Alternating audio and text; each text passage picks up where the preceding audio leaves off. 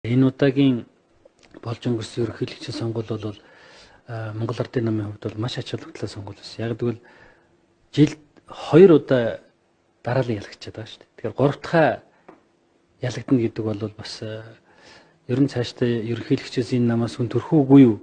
Тэгээд сонгуулийнхаа үр дүнг бас зарим нь зүгээр нэг одоо нэг хөрсөх гэж хүнийг морины уралдааны тухай яриад тэрнээс болоод унтсан юм шиг сүлүүд бас ярьж байгаа шүү. Тийм байхгүй. Маш олон хүчин зүйлээс бол энэ шалтгаалсан. Татврын нэмчээд, хүүхдийн мөнгийг хасчаад тэгээд орохоор яаж сонгуульд олигтой үр дүн гарах юм бэ? Бид нар тухайд байр суурь илэрхийлж ирсэн. Энэ нэг талаараа засгийн газрын бүтэн жилийн хугацаанд хийсэн одоо энэ ажилд сэтгэл ханамжгүй байна гэсэн үг шүү дээ. Тэгэхээр гүйцэтгэлийн ажил бол тэр олон нийтийн сэтгэл ханамжийг авч чадсангүй.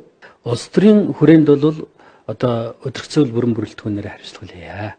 Ард түмнийхээ сэтгэл ханамжийг одоо дээшлүүлж чадаагүй засгийн газар бас одоо үйл ажиллагааныхаа хариуцлага тооцоо. Намын удирдлага шинчлэгдээл тэгэл шинэ маягаар шинжилгээ хийгээл ингээл дараагийн 20 оныхоо сонгуул руу орох ёстой. Улс төрийн соёл бол тийм байх ёстой. Тийм учраас би улс төрийн соёлоо бодоод өдөрцөөл засгийн газар бүрэн бүрэлдэхүүнээр ард түмнээсээ бидний бүтэн жилийн хийсэн ажил одоо бас үр дүнгүй байлаа, уучлаарай. Бид нар дахиад одоо бага бүрдүүлээд ингээд зүтгэе. Амсан амлалтаа биелүүлэхийн төлөө бид заавал хичээнэ, зүтгэнэ, биелүүлнэ гэд та нар одоо нэг шинжлэхэд ард түмнээс уучлалт гуйчих гэхэд их мэдлээрээ сууж. Ард түм юунд итгэсэн юм? Амьдрал сайжруулах байх л гэж итгэсэн шүү дээ. Улс орныхоо хөгжлийг өөдөн татах байх л гэж итгэсэн шүү дээ. Тэгээ жилийн ажлын ард түмэн үнэлээд уян болохгүй байна л гэсэн л асуудаг шүү дээ. Тэр чинь инквалд гэдэг хүндээ биш. Тэр энэ ажлыг хийж байгаа тэр гүйцэтгэх засаглал тавьсан дүн байхгүй юу?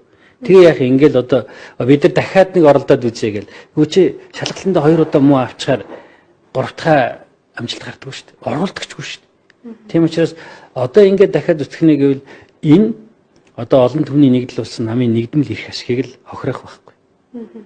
20 онд ахаад шалгалтын дээр 3 дахь удаа муу авах гэж шүү дээ.